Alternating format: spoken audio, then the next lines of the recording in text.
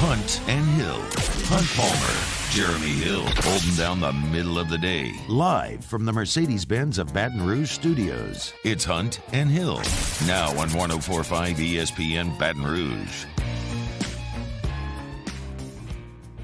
Welcome in, Hunt and Hill, on a Monday from the Mercedes-Benz of Baton Rouge studio downtown in the capital city. I am Hunt Palmer. He is Hill, Jeremy Hill, Casey Gaines, Taylor Sharp back there on the ones and twos. Cranking up another work week here on 104.5 ESPN. Mr. Hill, how are you? Doing good, gang. I got to watch my Tigers in person get a win Saturday, so I'm not complaining today.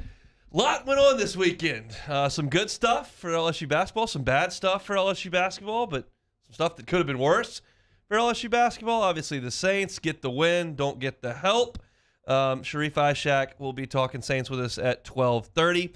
Got a national championship tonight. Alabama and Georgia from Indianapolis. Jake Rowe covers Georgia for Dogs 247. Figured y'all would want the Georgia perspective as opposed to the Alabama perspective, so we'll go with the Bulldog here at 1 o'clock. We'll talk about some prop bets for the national championship as well, and it's Black Monday in the National Football League. Lots of moves being tossed about, and we will react to all of that over the next 2 hours. Appreciate y'all joining us in the Bayou Ford chat over there on YouTube. That is the place to be to interact with us during the show. It's also a great place to find us on demand if you're into that sort of thing. But we'll start with LSU basketball today. Tigers defend their home floor for the second time in the week. They get a convincing 13-point win over Tennessee that really wasn't close until it got close there with 5 minutes to go. You were there. What was the environment like? Yeah, it was buzzing. The P-match was definitely buzzing. It was a great atmosphere, especially when we got to go on some of those runs and you saw them kind of feeding off the energy. You get a big lead like that, you have those lulls, and they made it a nice little run there to make that game tight down the stretch. But the roof blew off the place again when you kind of secured the victory. So, yeah, the P-MAC was definitely buzzing. Sure was, and it was a really good win. LSU rewarded for their week, beating Kentucky and Tennessee. They are ranked number 12 in both polls released today, so LSU a top 15 basketball team after a good week last week. They're now 2-1 in the league. We'll go into the game. It went as expected early on. It was very difficult for either team to get points. A lot of feeling out of the defenses. I think a lot of teams have to do that when they play LSU because it's not a defense that you see week in, week out in any league with the amount of switching that LSU does and how versatile they are 1 through 5.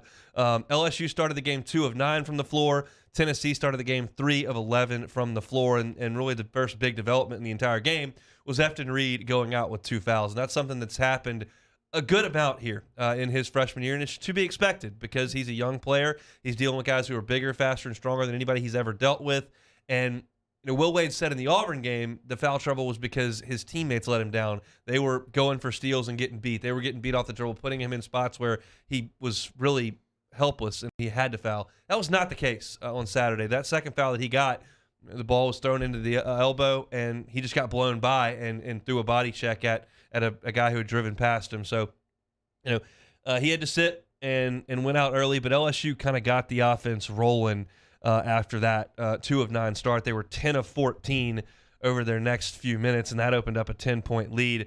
I thought at that point the offense really looked like it was in rhythm. Yeah, it definitely did. And I think you saw guys starting to get to the basket, start hitting some perimeter shots. That's something that you really did just a way better job than Tennessee. They were shooting a lot of contested looks. You were getting the three-point looks. Days were shooting it with confidence. You had some other guys knock down some threes. And I think just feeding off the crowd and getting that energy, I think that's what kind of, you got that lead in the first half from that, and then they really just took from that lead and started building on it.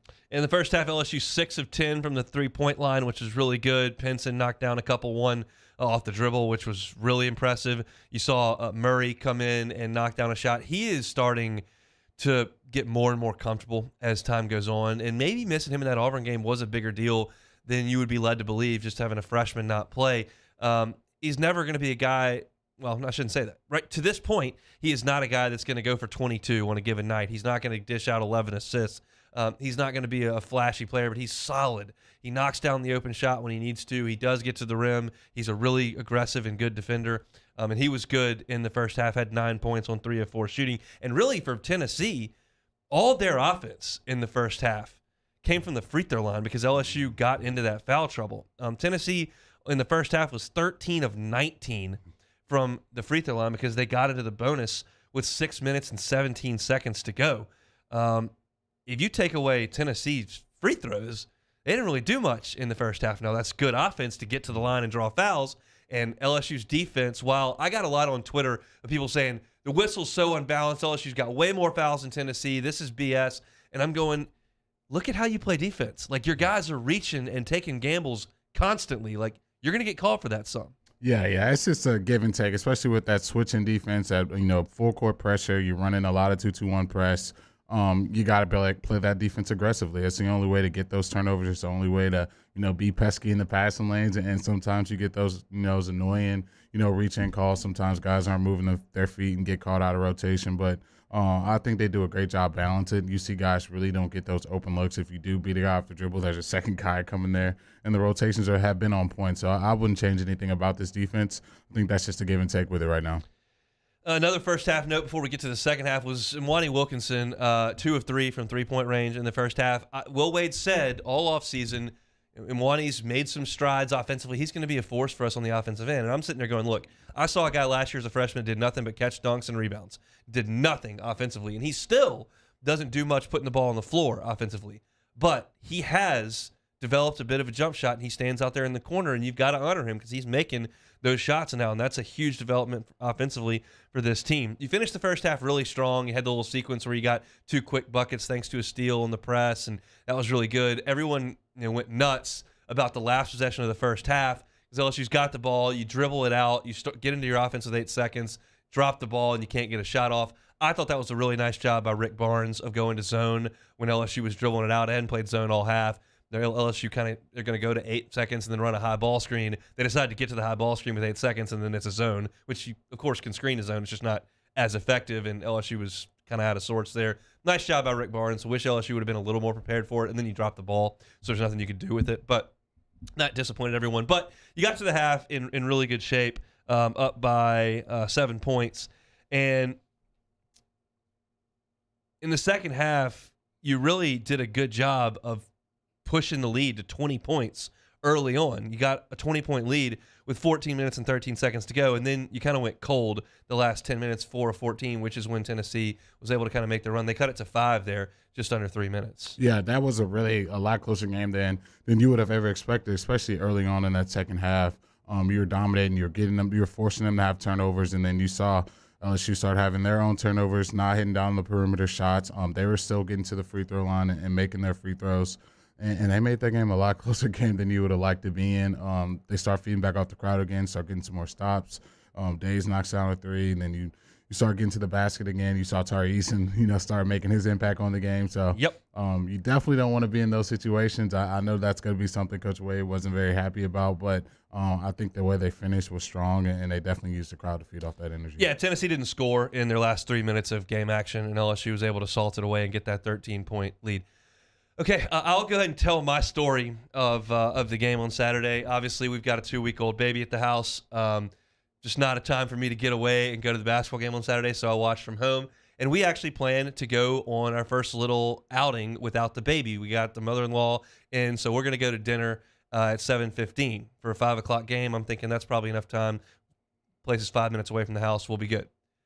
So the game's running long, and I'm like, okay, I guess we'll just stay and be a little bit late to the dinner reservation. She was like, no, we have to get back to feed the baby after dinner. Like, we have to leave. So I'm not putting up a fight against that. We're going to have to leave. So with 4 minutes to go in the game, we're walking out the door, and I can no longer watch. But we can listen on the way to dinner. And I get in the car, and the first thing I hear is Chris Blair in the most somber tone of voice talk about Xavier Pinson collapsing on a non-contact play and grabbing his knee and then being helped off the floor in a silent PMAC. That's what I hear in the car. And I have resigned myself at that moment to believing the season's over. Like, that's really what I thought. I still, to this second, have not seen what happened. I looked it up on Twitter, tried to find it. I have not seen the fall.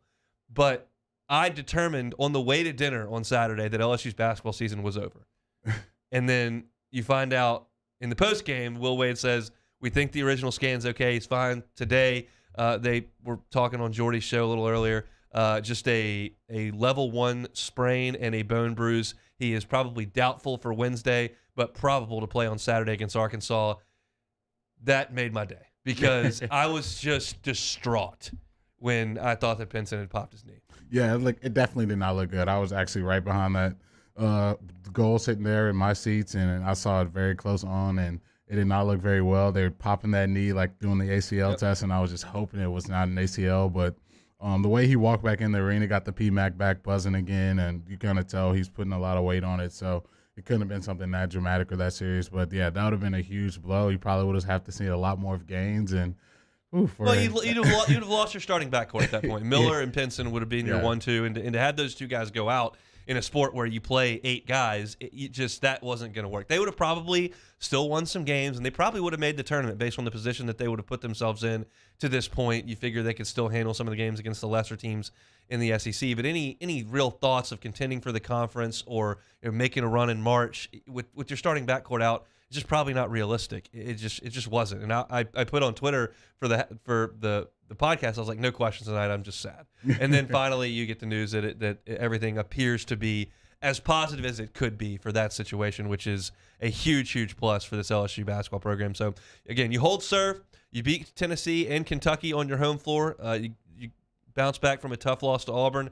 You're now ranked 12th in the country. Your net is in the top 5. It looks like it's at 4 right now. So you're in really, really good spot. You got another tough week coming up this week, but two teams that aren't playing as well as they have at times this year with Florida and Arkansas. So, look, you're in a really, really good spot right now. Had to get that stuff done, get a couple quad 1 wins under your belt. LSU did just that. 79-67 was the final. Still more to talk about with this LSU basketball team. I'm going to finish out this hour, I think, talking about this basketball team because Will Wade had some things to say in the post-game press conference that were very interesting that we want to get to, but still want to get to the Saints, and Sharief will join us at 12:30 to do that. But when we come back, we will discuss what happened on Sunday with the Saints as their season comes to an end, even though they took care of business in Atlanta. Stick with us. We're here till 2 o'clock on Hunt and Hill. Hunt Palmer and Jeremy Hill. It's Hunt and Hill. Look, if you're tired, you're having trouble losing weight, you got insomnia, headaches, Sync Wellness can help you. They'll be hosting their first Rest in 10 Detox of 2022 beginning a week from today. That's Monday, January 17th.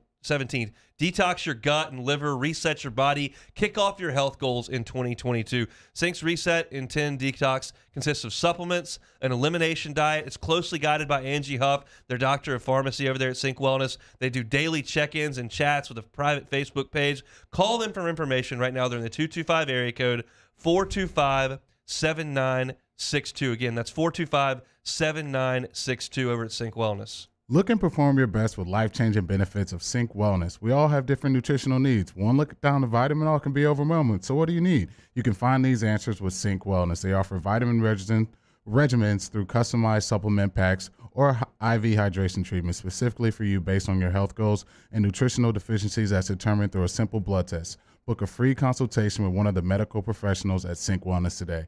Visit synkwellness.com. That's SYNC wellness.com. Look, we're all trying to get off to a good start here in 2022. If you want to learn more, like you just said, go to synkwellness.com. In times of need, get a full list of phone numbers, websites, and other important emergency information on the Demco Stormwatch page at 1045ESPN.com. This is a house call. This is a follow-up appointment. This is a diabetes checkup. This isn't just more convenient care, it's more advanced care. This is innovating healthcare at Louisiana's #1 hospital, Ochsner. I've been doing business with Luba for 25 years. They're dependable, trustworthy. It's just the attention to detail with our clients. Our folks have years and years of experience. They're highly trained professionals. But many companies have that asset. What I'd like to think makes Luba a bit different is that we use those talents in a way that truly is dedicated to serving the needs of the folks who depend on us. Are you a licensed contractor? There's lots of good contractors in Louisiana doing work the right way, but unfortunately, too many unlicensed contractors are working outside the licensing requirements. Working as a contractor in Louisiana requires a license for the company doing the work. The Louisiana State Licensing Board for Contractors wants to help you get licensed to allow you to conduct work legally. It's not difficult to get the license. We can help you. Go to lacontractor.org for more information. Licensed contractors, it's the law. There it is, the extra mile, on the border of expected and extraordinary for those willing to go further, like vans customized for work or play, with safety and tech to keep you connected, supported by a 5-star sales, service, and finance team, and backed by the 1-star you know. So go the extra mile. It's never crowded, because so few have what it takes to go there. Mercedes-Benz Vans. Yo, Jake here from Patient Plus Urgent Care Clinic, reminding you they now have 8 convenient locations across the Baton Rouge area, open from 9 a.m. until 9 p.m. And if you're looking for that COVID test for holiday travel, or you have a holiday event coming up, they are the place for you, as well as a flu shot. It's starting to creep up here during flu season, so if you need that shot, make sure you get that. They now have some available through December. You can find more information on their website, patientplusuc.com. That's Patient Plus Urgent Care Clinic. Get in and get better.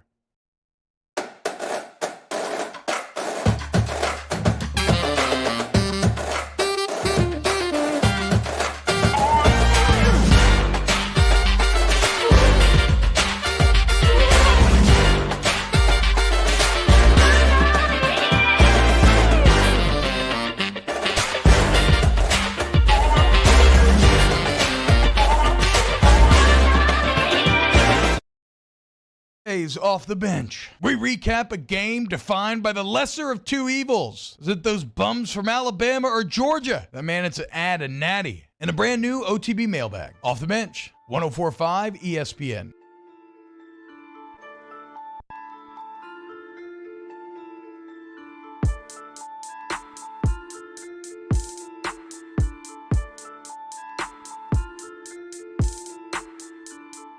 This is Hunt and Hill on 104.5 ESPN Baton Rouge.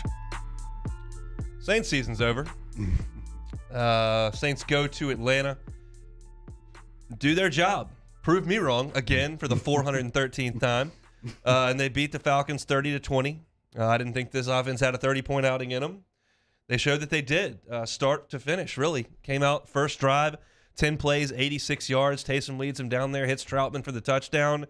He got him back into scoring territory twice in a row, and then goes down with what appears to be a Liz Frank injury. Trevor Siemian comes in, throws a couple touchdown passes, and the Saints' defense was sensational again, harassing Matt Ryan to the tune of 3 sacks, forced 3 turnovers, and dominated the game and got a win. So before we get into the what happened a little bit later, your thoughts on the Saints' performance yesterday, kind of against all odds. Yeah, that was a dominating performance. I know for them, they're probably cheering the Niners on heavy, especially after doing that damage that they did to the Falcons. But that's exactly the offensive performance you need. You got to be a heavy Alvin Kamara based team and, really try to get that run game going. And you saw getting Ramczyk back in that lineup. He changed the offensive run game.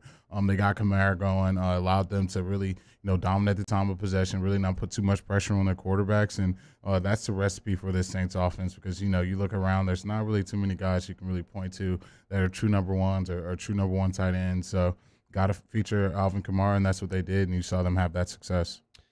Yeah, I thought offensively there was a change in philosophy with Ramczyk in there. They ran the ball, and they ran it more effectively. Then you had to go to Siemian, and I thought he was fine. I thought that they did plenty enough to allow this defense to do what it does. And if you look at what the Saints defense did, Atlanta had 14 rushing yards in the first half, and until the last drive where Matt Ryan ended up putting up some stats that didn't matter, they had only thrown for about 130 yards. So the Falcons couldn't move the ball. And you saw the Saints forcing some turnovers. The pick by Debo was really athletic, good play. I think that's going to be a hit from the draft, even though you took a guy that hadn't played in a year, but he looks to look the part. And that defense was awesome. Cam Jordan with another sack, Marcus Davenport. It's a shame that this defense doesn't get a chance to play in the playoffs because they absolutely earned it. You'll hear this on Matt's show a little bit later on this station because he put it out on the social media stuff yesterday. But it's one of those deals where you look back at 9-8, and that's right about where a lot of people had them pegged. But if you just take care of the New York Giants, you're in the playoffs. It's that simple. I realize in the NFL it's week to week and teams react differently and everything, but beat the Giants. Just beat the Giants at home. Beat the Giants at home. Yeah. As cliche as it sounds, we talk about it all the time, taking it one game at a time. But those are the weeks where you got to believe in those cliches. You got to take them serious because if you handle business, especially at home, I think if you're on the road, stuff can happen on the road. But you got those teams at home. I think losing to the Falcons that first time, that was a gut-wrenching loss for this team, a win that could have also put them in the playoffs. So lose to the Panthers the way they did, it's embarrassing losses. So this Saints team, just if you look at the big picture of things, of everything they've went through just as a roster with COVID, guys been in and out the lineup, coaches, you can just point to just about anyone, and they missed time at some point this year. To say you'd have a winning record in NFL, I think that's something to hang your hat on. But we know for the Saints, they're always pushing for the big thing. They want to get that Super Bowl back in the city of New Orleans. So it's a tough year for them, and it really stinks because now your draft pick is not as good as some Saints fans would have wanted early on this season. It is the worst case scenario in an NFL season to finish one game out of the playoffs. You do not put yourself in position in the draft to well, I shouldn't say that. You can get a great player at the end of the first round of a draft, but you'd rather be picking 4th than 20th. Like that's just the case.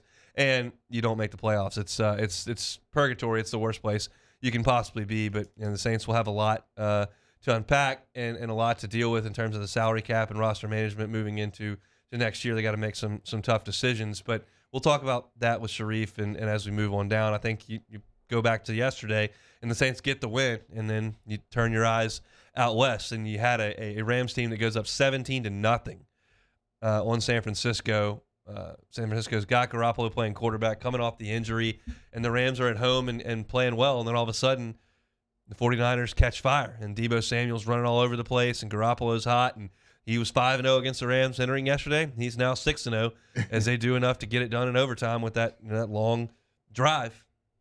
Yeah, we talked about it before the game. Stafford has to stop turning the ball over, and then you saw it. You don't turn the ball over the way you did. The Niners don't get those short fields. They got to be able to get their run game, take their time. And to me, Deebo may be the most versatile player on the offensive side of the football. I think he could go for 1,000 rushing if they just put him at running back.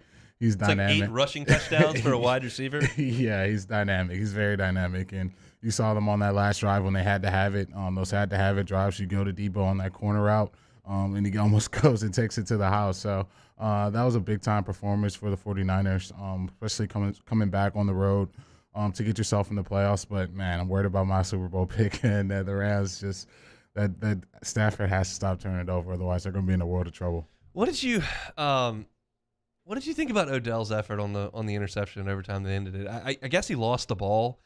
I mean, he wasn't even close to playing defense. Or my hope is that he lost the ball and he didn't just say, "Oh, that throw sucks." Well, I think it's more of just how the coverage is playing. If that guy's playing press man, then that's the type of play you would want your receiver to slow down and try to make a play on the ball. But once the DB's playing off, you got to dig and you got to try to go out, take an outside release, and he has to put that ball out there for you. That wasn't a. It was a bad throw. There's no doubt about that. That wasn't a back shoulder type situation. If it was a play where he was pressing them all the way down the field and you had that angle, when a guy's playing off like that, it's really, really hard to go for that back shoulder play because he's just playing so far off and he's sitting on that route. So you got to put that ball out there. I think he would have had a step if he just put the ball out there, but he underthrows it. Receiver and quarterback not on the same page, and you lose a game at home that you're up 17 points in. I struggle to come up with some sort of new take on what the Saints season in 2021-22 is, because honestly, you set the NFL record for starts missed. That doesn't even count for starters played. That doesn't even count Michael Thomas, who never played a snap. Your quarterback goes down. Your defense is ravaged. The offensive line is a mash unit. You lose Kamara for a couple of games. You have to play one game with Ian Book at quarterback because COVID ransacks your room. There's just not much you can do. it's just the same thing everybody said. They put up with a lot. They won some really impressive games. I mean, it's tough to swallow sitting at home with a team that choked the life out of the Packers and Bucks. Like, it's tough to sit at home with that. But then you turn around and say, well, you got to beat the Panthers. You got to beat the Giants. It is what it is. It's all right there. There's no nuance to it. There's nothing you have to dig deeper into. They just got punked by injuries and had a couple of duds early in the year, and they couldn't dig themselves out of the hole because of how hurt they were. I mean, they had a month where they couldn't win a game. They lost 5 in a row, and then they had a month where they couldn't score a touchdown. Yeah, I think it's going to be, you're going to look back to the season and wonder how they got to a winning record. How on earth did this team rack with the amount of starters that you can literally point to that started the game for this football team and get to a 9-8 record? I think for the Saints, you see Drew Brees play here for over a decade and have that consistency there. I think the Saints are going to have to get back to that. You're going to have to find a quarterback that can be in that lineup all throughout the season, because if a team like this can get to 9-8, it only makes you wonder, if they had a guy that they can count on week in and week out that'll be in that lineup. What can they do with the Saints with what the Saints have built in this past decade? So we'll talk a little bit about the coaching carousel later in hour number 2, because it is spinning rapidly on Black Monday as a bunch of teams cut ties with their coaching staff, some general managers as well. Do you believe Dennis Allen has coached his last game as a New Orleans Saints defensive coordinator? Yeah, I mean, I think he's definitely going to be getting some noise, especially the job he's done on Brady. I'm sure a lot of organizations probably saw that and, got some twinkle in their eye with that. So I would definitely see him probably getting some interviews for some head coach openings, especially with how they're opening up. And I wouldn't be shocked if there's some more decisions made today or tomorrow. So, yeah, I don't know if he'll be in New Orleans much longer, especially as he's called this defense all year. Some surprising moves. Brian Flores at the Dolphins let go. Mike Zimmer up in Minnesota's let go. Of course, Matt Nagy, the most obvious one, was let go in Chicago earlier today. The Giants are rearranging deck chairs up there. Looks like Joe Judge is going to make it, but maybe the GM will not. It's just there's a lot of moving pieces in the NFL today, and I do think Dennis Allen will have a very good shot to land a new job. We will certainly see about that. The Saints season does come to an end. A lot of offseason decisions to be made and discussed, and we'll certainly do that as we move forward. But to look back on things and maybe get a clue as to what the first 2-3 things are on the to-do list in the offseason, Sharief Ishaq from WDSU will jump aboard next. It's Hunt and Hill. Holding down the middle of the day. This is Hunt and Hill. Our listeners fire up their opinions on the jimsfirearms.net hotline at 499-1045. Keep listening for your next chance to shoot us your thoughts with the jimsfirearms.net hotline on 1045 ESPN Baton Rouge. Our topic today is about savings. What is savings?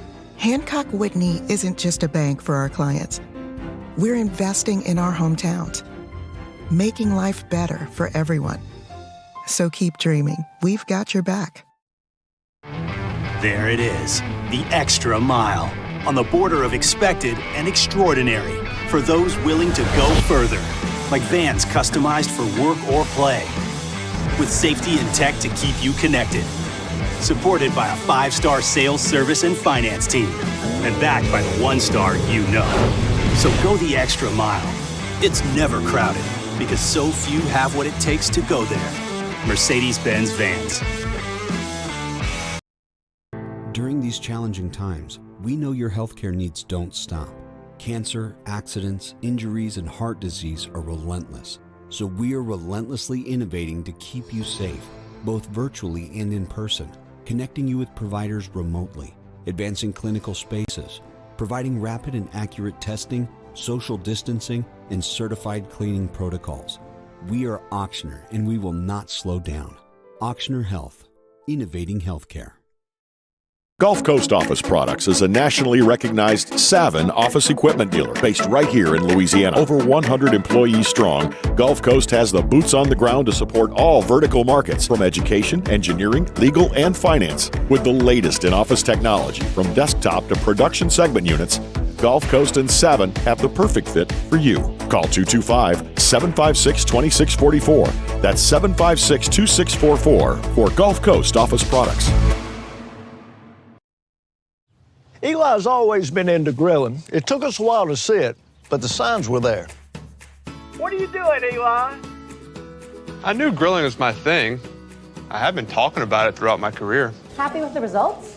I am. Got the new grill from barbecueguys.com. It performed great. My advice, as I always told my boys, do more of what you're born to do. Barbecue Guys, for those who were born to grill. You want cheese on your burger, Pops? I'll take a little cheese. I had to pack up all my things.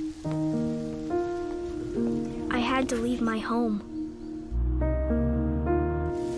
And I never knew where I was going next. It felt like I never even had a say. But then you came along. Change a child's story. There's a child in foster care waiting for a volunteer like you.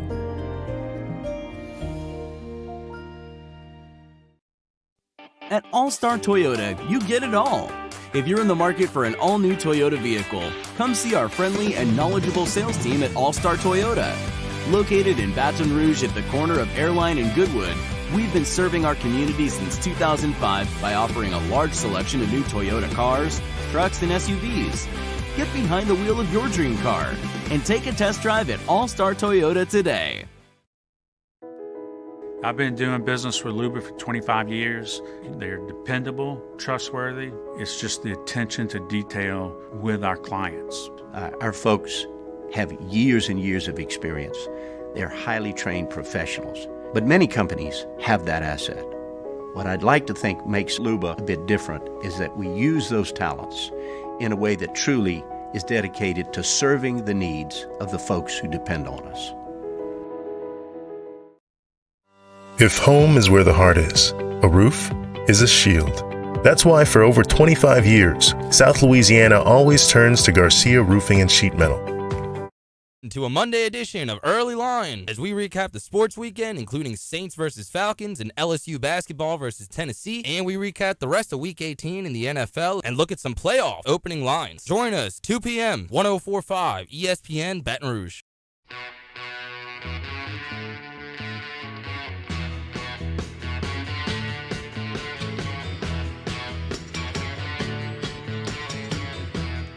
Hunt and Hill, 104.5 ESPN Baton Rouge.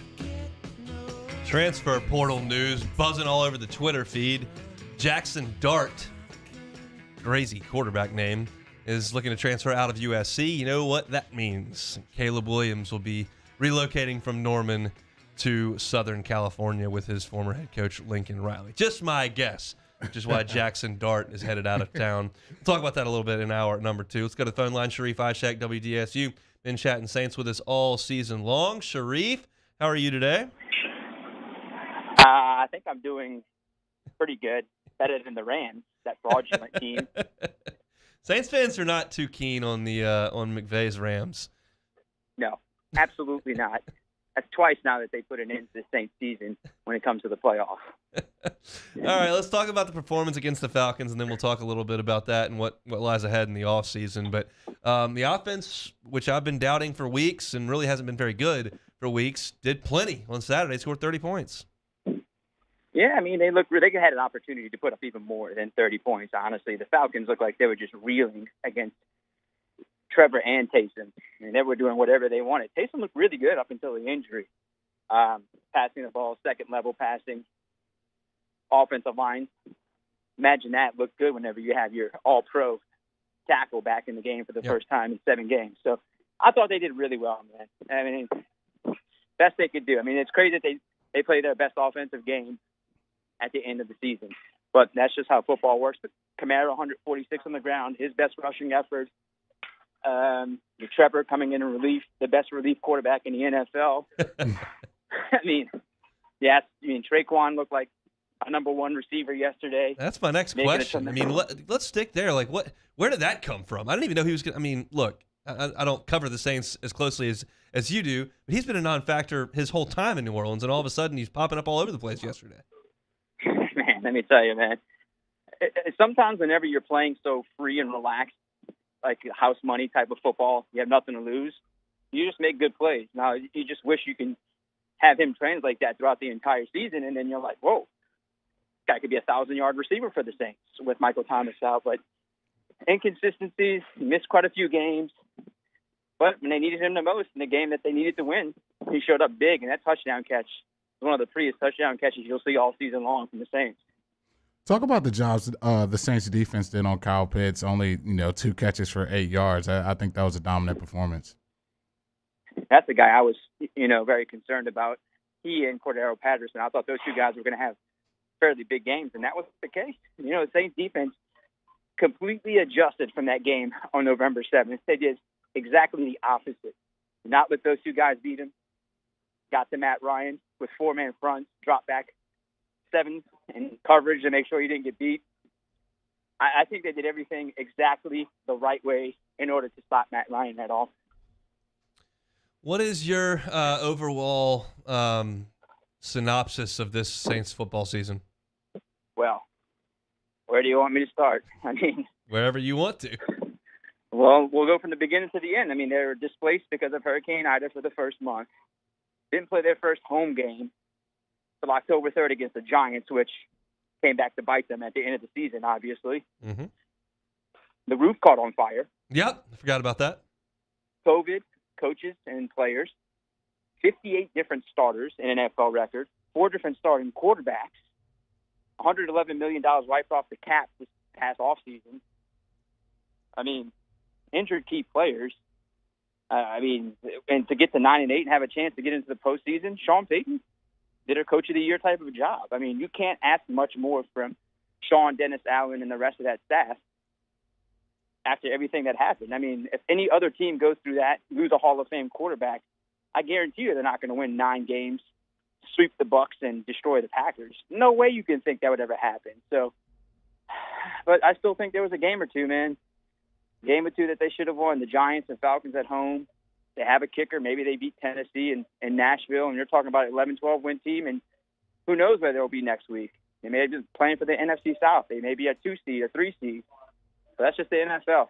Jeremy can tell you as good as anyone else. The NFL is weird. No one thought the Saints would go 3-0 against the Packers and Bucs, but lose games to the Giants and Falcons at home and only go 2-5 in the Dome.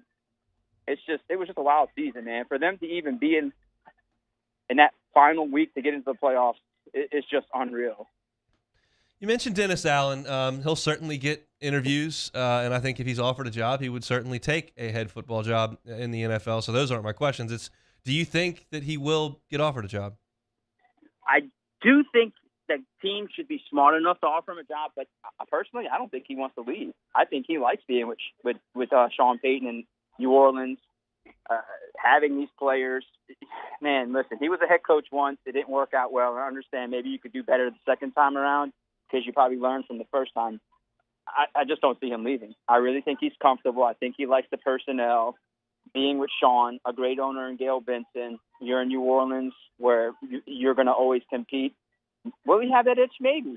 But maybe he becomes a head coach when Sean Payton eventually steps down. Sean maybe runs, through the end of his contract in 2026, and maybe Dennis is the next guy to take over for him. I just don't see him leaving for another team. I really think he likes it here in New Orleans. I really think he likes the players. I think he's really built a machine with this defense over the last few years. I think he'll get called, but in my personal opinion, I think he doesn't leave. I think he stays in New Orleans. How much credit does he deserve for the defensive product they put out on the field? 100%. 100. You got to think, though, Ryan Nielsen and they added Chris Bouchard this season, which helped that secondary tremendously. I think that's the group that took the biggest leap from last season. You saw Paulson Adebo, a rookie starting. He played 17 games, made probably one of the best interceptions of any team this season, that one-handed pick yesterday. And that guy took some big strides. Marcus Williams took big strides. Marshawn Lattimore showed why he was worth $100 million. And it's all because of Chris Bouchard, the job he did with the secondary. So, yeah, Dennis and his guys deserve a tremendous amount of credit for what this defense did this year. It's just, it's terrible that they had to waste a great defensive performance this year and not get into the playoffs. That's what hurts the most. So heading into next year, I think the Saints coaching staff and their front office have gotten more than a good look at the quarterbacks they have on this roster. What direction do you think they're going to go in for that position next year? Sean Payton was just asked about that. He said he's going to evaluate every single position over the next 3 weeks or so. It really is early in the process. You see that,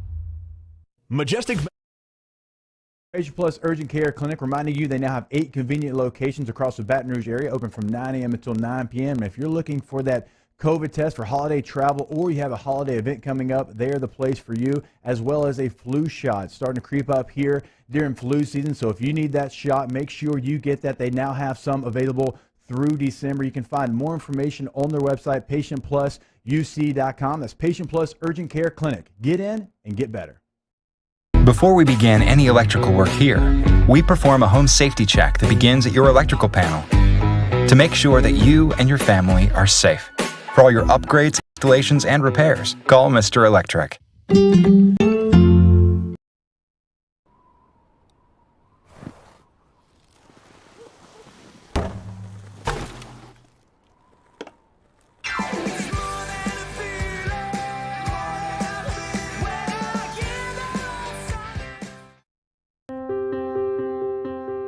This isn't just another day. It's so much more. Kelly's life was put on hold when her auctioneer primary care doctor discovered a rare blood disorder. Her doctor connected her to an auctioneer care team of cancer, heart, and kidney specialists. With multiple primary care locations around Baton Rouge, same-day appointments, and online scheduling, we're relentless about keeping you healthy. Auctioneer Baton Rouge, innovating healthcare for Kelly. Are you a licensed contractor? There's lots of good contractors in Louisiana doing work the right way, but unfortunately, too many unlicensed contractors are working outside the licensing requirements. Working as a contractor in Louisiana requires a license for the company doing the work. The Louisiana State Licensing Board for Contractors wants to help you get licensed to allow you to conduct work legally. It's not difficult to get the license. We can help you. Go to lacontractor.org for more information. Licensed contractors, it's the law. There it is, the extra mile, on the border of expected and extraordinary, for those willing to go further, like vans customized for work or play, with safety and tech to keep you connected, supported by a 5-star sales, service, and finance team, and backed by the 1-star you know. So go the extra mile. It's never crowded, because so few have what it takes to go there. Mercedes-Benz Vans.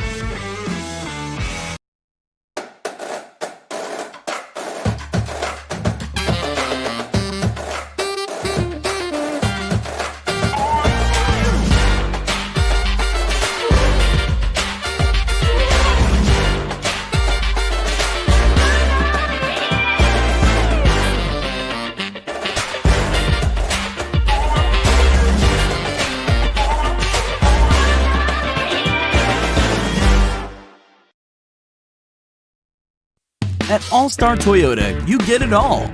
If you're in the market for an all-new Toyota vehicle, come see our friendly and knowledgeable sales team at All-Star Toyota. Located in Baton Rouge at the corner of Airline and Goodwood, we've been serving our community since 2005 by offering a large selection of new Toyota cars, trucks, and SUVs. Get behind the wheel of your dream car and take a test drive at All-Star Toyota today. ServiceMaster Elite create clean, disinfected work environments. As a local business, we take pride in serving the New Orleans and Baton Rouge areas. Our cleaning protocols follow CDC and OSHA standards for healthcare settings, offices, senior living, restaurants, and industrial plants. Contact ServiceMaster Elite to get your operation ready for reopening with germ disinfection cleaning. ServiceMaster Elite, the trusted choice in professional.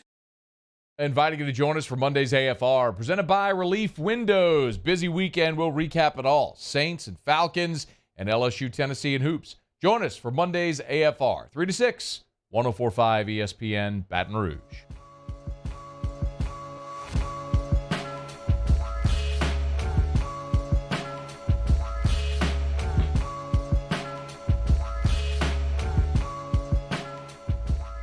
This is Hunt and Hill on 104.5 ESPN Baton Rouge. Closing up hour number 1 here. Will Wade's press conferences are generally informative. He will say what he thinks. He oftentimes has a message he's trying to deliver, whether that's to his team or to the fan base or to his administration. And I think it was very clear that on Saturday, after a big win, his second top 25 win of the week. His team that is in the top 5 in the net, in the top 15 of the polls, he thinks needs a little bit of support from his administration. That is very obvious from what we heard from Will Wade. Do we have that sound ready? Let's rock and roll. You know, we're used to difficult circumstances. I mean, we don't even have freaking hot water in here, all right? So we're used to doing well in difficult circumstances. The dang water heater's broken over here. We don't have hot water. The roof leaks. We have to move practice because the damn roof leaks, and we put the trash cans down and have to go to the second side of the floor when it rained the other day. Like, our guys are used to it. Our guys are used to it. The tougher the situations, the better we do. That is not for the benefit of the sports writers to write stories. It is not for it is simply to put out into the universe to his administration, we need some significant upgrades to what we're doing. And this practice facility is pretty new, relatively speaking. They built that thing less than 10 years ago. And now all of a sudden we've got roofs leaking, trash cans on the court, no hot water. And you're looking at a football facility that's brand new. You're looking at Tiger Park and softball in the box, and you've done a bunch to U Club and a new tennis facility, and all this stuff has happened. And he's looking at this going, basketball needs a check. And everybody believes that their program needs that and that they should be first on the list. But Will Wade's team is winning a lot. And I don't know the situation over there. Maybe the roof leaked once, and it just irritated him, and he wanted to put it out there. Maybe it's happened 3 times, and he's furious about it. I don't know. But the fact remains that he wants them to spend money, and it's pretty obvious based on his cranky press conference after a big win. Yeah, definitely obvious. It's just a bad scene, man. You want this place buzzing. You want to get these 4 or 5 star recruits to keep coming to Baton Rouge. Can't be having the ceiling leak. Like, what are we doing? Come on, we can't have Wade all disgruntled and upset at the pressers, man. We need the buzzing Coach Wade. So let's get this thing fixed. Let's get some money pumping into the program. I'm sure it won't be the worst thing. And let's get this basketball program where it's headed, because I'm loving what Coach Wade's doing with the place. It was, I mean, again, I'm speaking with no real information other than what Will Wade said. And he's saying it, so we'll go on the air and have this conversation. And so the fans are aware of it. And so boosters are made aware of it. And so the administration understands that he's upset. And, like, all this stuff could have been done in a conversation with administration, which I'm sure he has also had. But it just brings it to light. And, you know, I'm not an architect. I'm not a planner. I'm not a basketball coach. I'm not an administrator. I'm not a booster. Like, I'm none of these things, all of which have roles in getting a facility put in. But LSU built a basketball practice facility 10 years ago and didn't put coaches' offices in it. And it appears the roof is leaking, and it appears the hot water. And those problems are very fixable. Fixing the roof is easy. Fixing the hot water is easy. Creating new coaches' office is a little more of a challenge, but it just doesn't appear to me, an uneducated, unaffiliated bystander, that they didn't do a super awesome job, maybe, with the practice facility. Maybe. That's just kind of my thought. Yeah, I think, there's something going on there. It's probably something, if I know how Coach Wade operates, probably not his first time saying it, and it took him getting to that person. I'm sure beating another ranked team in the PMAC help you, build that confidence up. But, yeah, it's LSU we're talking about here. I'm sure they can figure out a way to make Coach Wade happy. Now, I haven't been to all the arenas in the SEC. I've been to Coleman Coliseum. I went to the Tad Pad before Ole Miss moved into the Pavilion. I've been to the Hump over in Starkville. And I've seen the majority of them because I've been to all the campuses but Mizzou.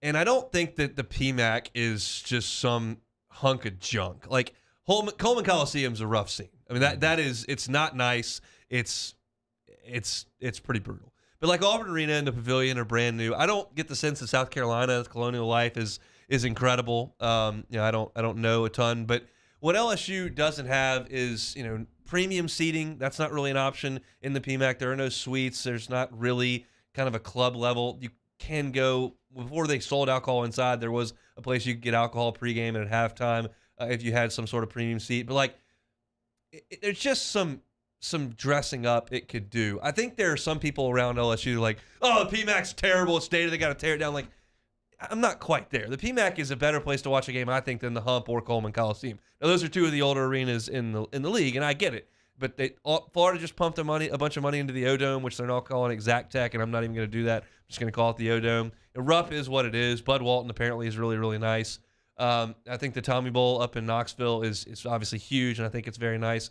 I do think there is room for the PMAC to improve. The insinuation that it's a disaster and totally dated and not functional, I think is a bit much. But this is just a coach crying out saying, hey, we're winning a lot of games here, but I need some help to put us where we need to be. The football team doesn't have a ton of trouble, shaking the trees and finding some cash. I think it's probably time for the basketball to get a look.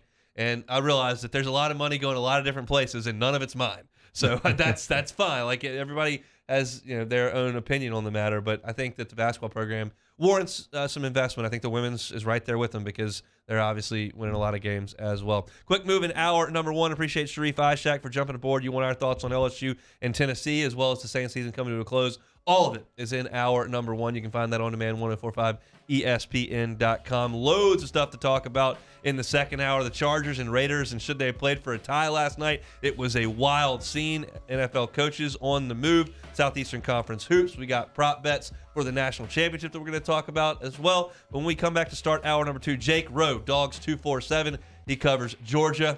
Try to get those guys on the board with the national championship tonight. We'll get his thoughts coming up to lead off hour number 2 on Hunt and Hill. Savings. What is savings? Hancock Whitney isn't just a bank for our clients.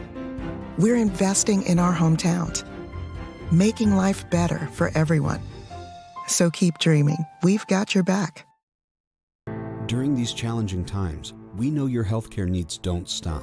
Cancer, accidents, injuries, and heart disease are relentless. So we are relentlessly innovating to keep you safe, both virtually and in person, connecting you with providers remotely, advancing clinical spaces, providing rapid and accurate testing, social distancing, and certified cleaning protocols. We are Auctioner, and we will not slow down. Auctioner Health, innovating healthcare. Yo, Jake here for Patient Plus Urgent Care Clinic, reminding you they now have 8 convenient locations across the Baton Rouge area, open from 9 a.m. until 9 p.m. And if you're looking for that COVID test for holiday travel, or you have a holiday event coming up, they're the place for you, as well as a flu shot. It's starting to creep up here during flu season, so if you need that shot, make sure you get that. They now have some available through December. You can find more information on their website, patientplusuc.com. That's Patient Plus Urgent Care Clinic. Get in and get better. Gulf Coast Office Products is a nationally recognized Savin office equipment dealer based right here in Louisiana. Over 100 employees strong, Gulf Coast has the boots on the ground to support all vertical markets, from education, engineering, legal, and finance. With the latest in office technology, from desktop to production segment units, Gulf Coast and Savin have the perfect fit for you. Call 225-756-2644. That's 756-2644 for Gulf Coast Office Products. Eli's always been into grilling. It took us a while to see it, but the signs were there. What are you doing, Eli? I knew grilling was my thing. I have been talking about it throughout my career. Happy with the results? I am. Got the new grill from barbecueguys.com. It performed great. My advice, as I always told my boys, do more of what you're born to do. Barbecue Guys, for those who were born to grill. You want cheese on your burger, Pops? I'll take a little cheese. I had to pack up all my things. I had to leave my home. And I never knew where I was going next. It felt like I never even had a say. But then you came along. Change a child's story. There's a child in foster care waiting for a volunteer like you.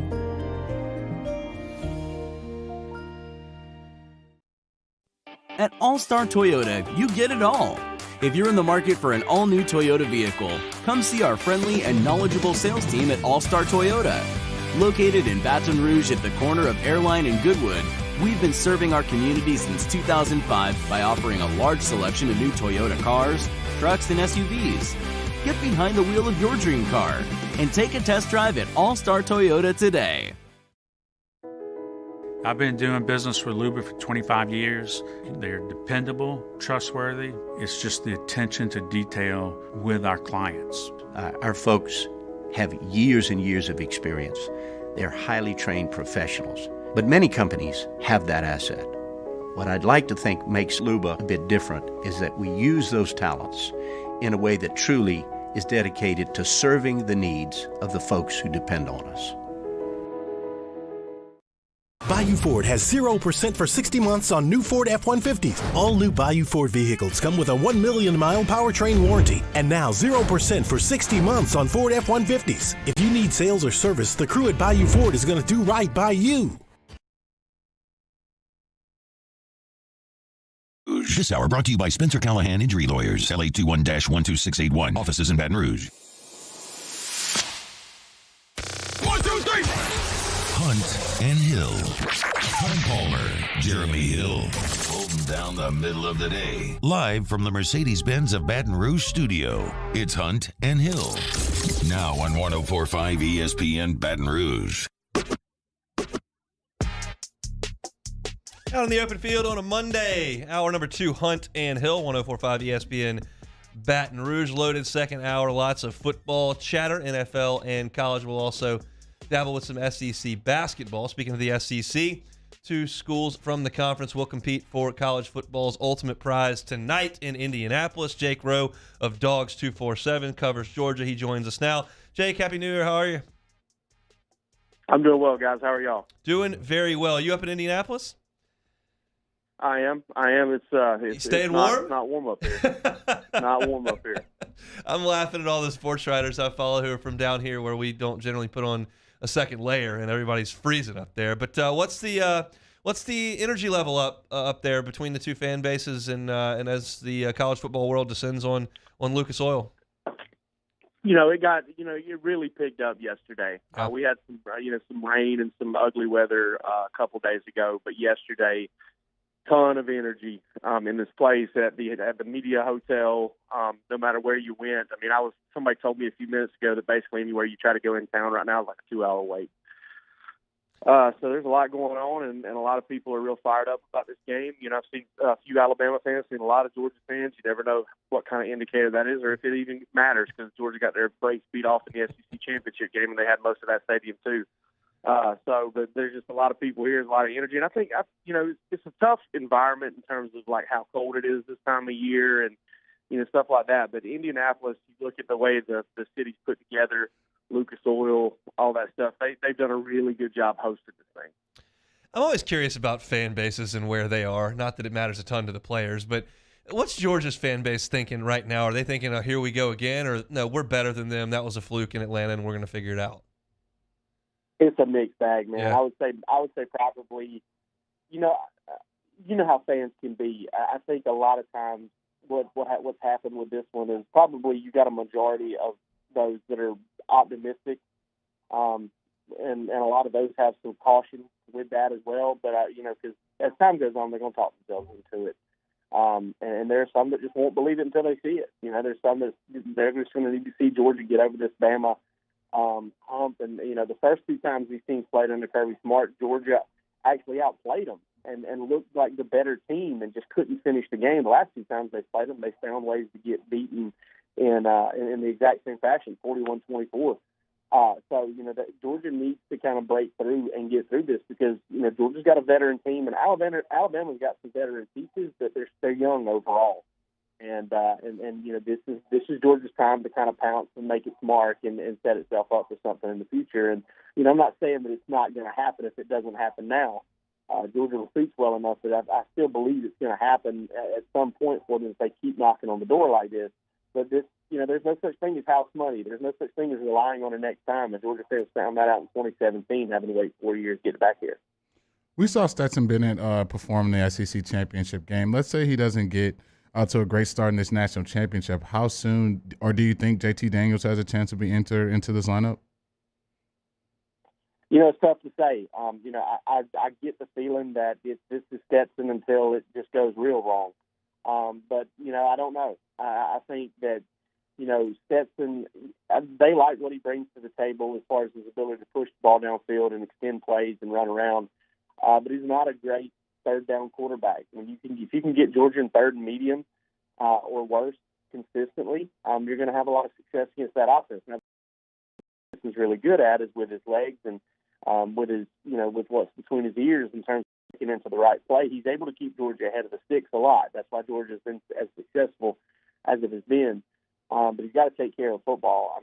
I think it's all going to depend on game flow, kind of how it's going. If Georgia's defense is playing well and Stetson's struggling, then they're probably going to stick with Stetson and see if he can, break out of it. But, if Georgia's defense is looking shaky and Alabama's putting up some points, you go down a couple scores and you're kind of stagnant on offense, I think you have to consider making a move. But, Stetson's playing with a lot of confidence right now. We'll see how good he is.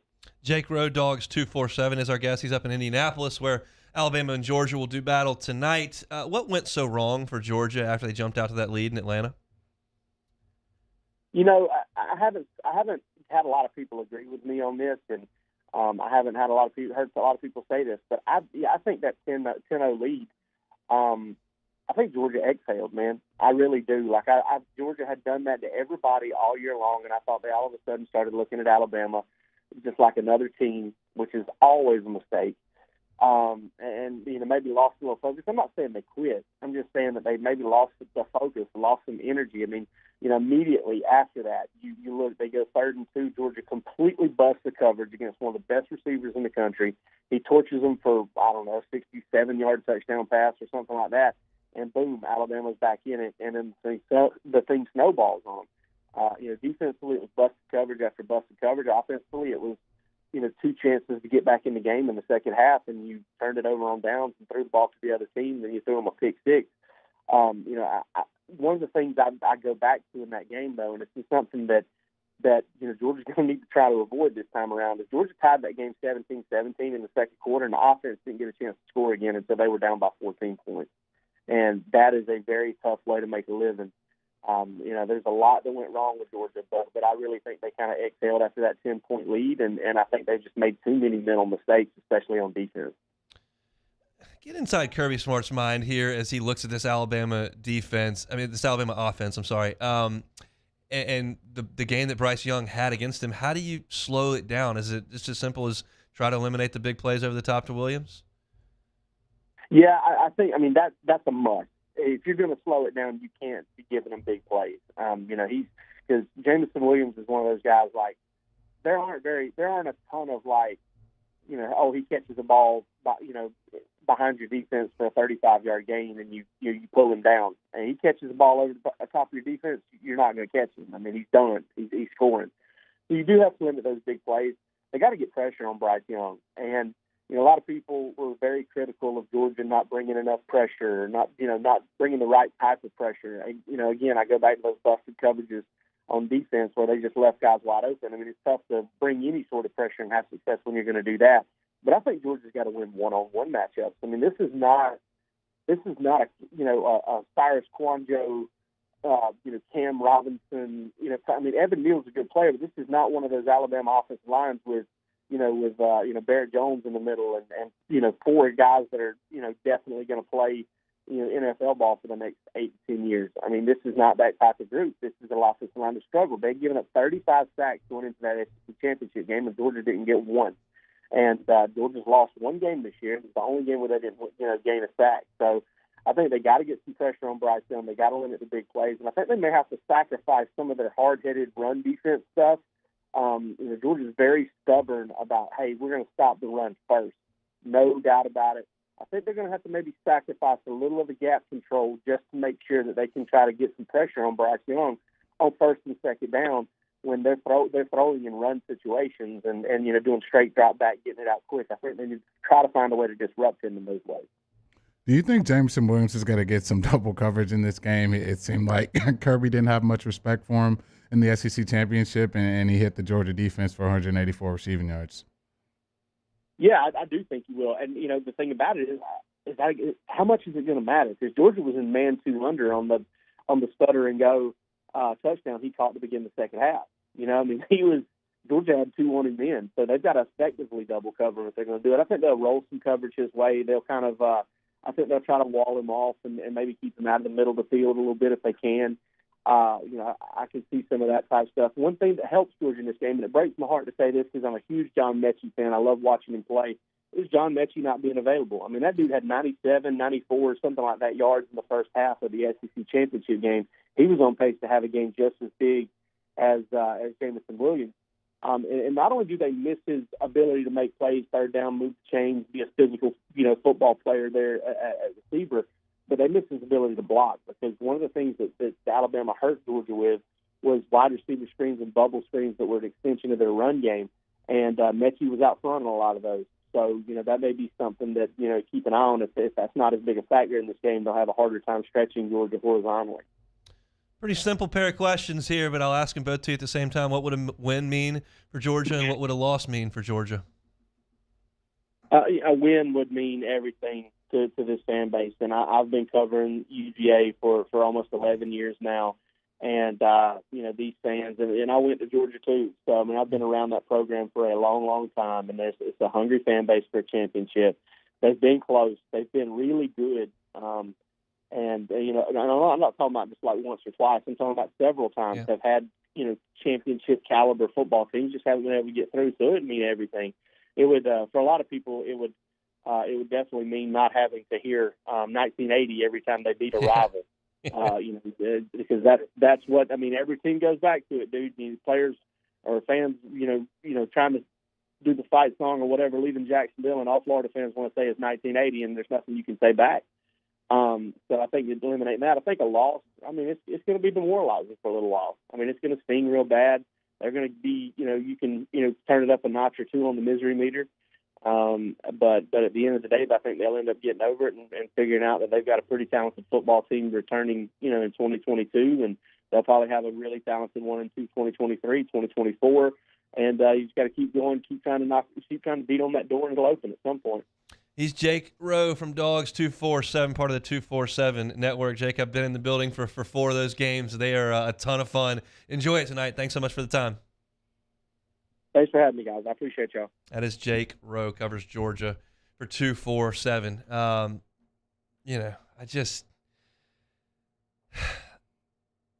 so sick of watching Bama playing the game, quite honestly. I would really be excited for tonight if it was Georgia, Ohio State, or Oregon, Miami, just to watch. I just hate watching them. It's so pitiful. It's so petty. I'm just a jealous little guy who just is sick of their success. But I really am. I don't want to watch them play in this game anymore. I just don't. Yeah, it's just total dominance. It's just, you see it every year. You see the preseason rankings, you see the recruiting rankings, you see the college football playoff committee. It's just they're not going anywhere. They're here for perpetuity. We're going to see Nick up and down that sideline. Seems like forever. So just got to take it, man. Just got to take it, and I guess it's the Jordan era right now, but it's Nick's version of it, and just got to deal with it. And I guess if you're a Bama fan, these days are fun and exciting and full of energy. It can't quite carry the same weight, certainly as it does for Georgia or as it did for us a couple of years ago. It just is what it is. And certainly you're just bored to death for 4 months leading up to it. September and October, November are just worthless. You just cruise through it every time. Is there any sense of accomplishment? I couldn't sound any more petty or annoyed at the moment, but it's just the way I feel. And there are people that are pulling for Alabama tonight on this side just because they don't want Georgia to kind of re-enter that club. You want to keep them down a little bit. Bama's already kind of proven themselves. What is another one in the trophy case that's already overflowing? Who cares? But I don't have any interest in it, and I'm pulling for Georgia. I hope they win. Yeah, I don't have a dog in this fight. I don't want either one of them to win. Can they just have a tie where they just both have to give up if you have to have a winner here, you might as well win some money. We'll get some prop bets for the national championship game. That's coming up next on Hunt and Hill. Serving up the latest from the sports world. It's Hunt and Hill. In times of need, get a full list of phone numbers, websites, and other important emergency information on the Demco Stormwatch page at 1045ESPN.com. Is about savings. What is savings? Hancock Whitney isn't just a bank for our clients. We're investing in our hometowns, making life better for everyone. So keep dreaming. We've got your back. To the heroes who are working tirelessly to care for our communities, we thank you. We will never forget the countless lines, choosing to risk your own health to fight for our friends, neighbors, and family members. You guys are out on the front lines fighting it. We are grateful for your heroic acts and unwavering spirit. Together, we are overcoming this adversity and make our state healthier and more vibrant again. Auctioner Health. Are you a licensed contractor? There's lots of good contractors in Louisiana doing work the right way, but unfortunately, too many unlicensed contractors are working outside the licensing requirements. Working as a contractor in Louisiana requires a license for the company doing the work. The Louisiana State Licensing Board for Contractors wants to help you get licensed to allow you to conduct work legally. It's not difficult to get the license. We can help you. Go to lacontractor.org for more information. Licensed contractors, it's the law. There it is, the extra mile, on the border of expected and extraordinary for those willing to go further, like vans customized for work or play, with safety and tech to keep you connected, supported by a 5-star sales, service, and finance team, and backed by the 1-star you know. So go the extra mile. It's never crowded, because so few have what it takes to go there. Mercedes-Benz Vans.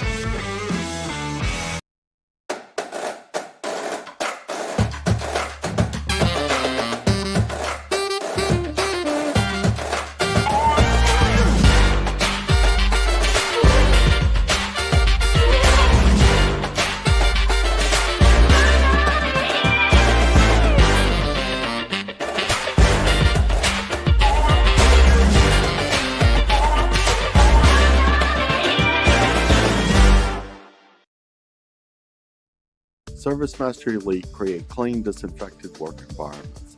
As a local business, we take pride in serving the New Orleans and Baton Rouge areas. Our cleaning protocols follow CDC and OSHA standards for healthcare settings, offices, senior living, restaurants, and industrial plants. Contact Service Mastery Elite to get your operation ready for reopening with germ disinfection cleaning. Service Mastery Elite, the trusted choice in professional cleaning since 1996. At All-Star Toyota, you get it all. If you're in the market for an all-new Toyota vehicle, come see our friendly and knowledgeable sales team at All-Star Toyota. Located in Baton Rouge at the corner of Airline and Goodwood, we've been serving our community since 2005 by offering a large selection of new Toyota cars, trucks, and SUVs. Get behind the wheel of your dream car and take a test drive at All-Star Toyota today. Yo, Jake here for Patient Plus Urgent Care Clinic, reminding you they now have 8 convenient locations across the Baton Rouge area, open from 9 a.m. until 9 p.m. And if you're looking for that COVID test for holiday travel, or you have a holiday event coming up, they're the place for you, as well as a flu shot. It's starting to creep up here during flu season, so if you need that shot, make sure you get that. They now have some available through December. You can find more information on their website, patientplusuc.com. That's Patient Plus Urgent Care Clinic. Get in and get better. Le posso offrire un caffè? Le posso offrire un caffè? Andiamo insieme da me, non c'è. National Championship edition of Game Time presented by Bet Rivers. We're at Just Winging It, Old Jefferson and Hoosier 2. Come on by and see us. Game Time presented by Bet Rivers on 104.5 ESPN Baton Rouge.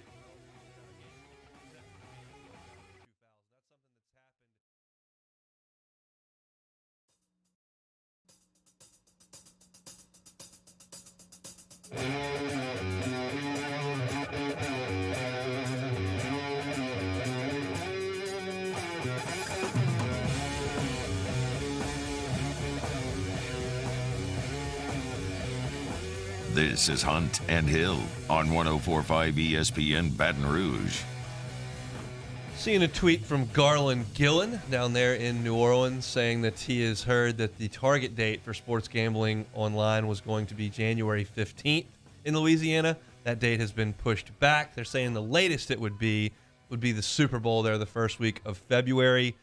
We'll see. Our state is just so good at getting things done. Never pushing things back, procrastinating, screwing stuff up. Not us. We're right, always on the ball, always making things happen, always getting it right here in Louisiana. Or never, ever.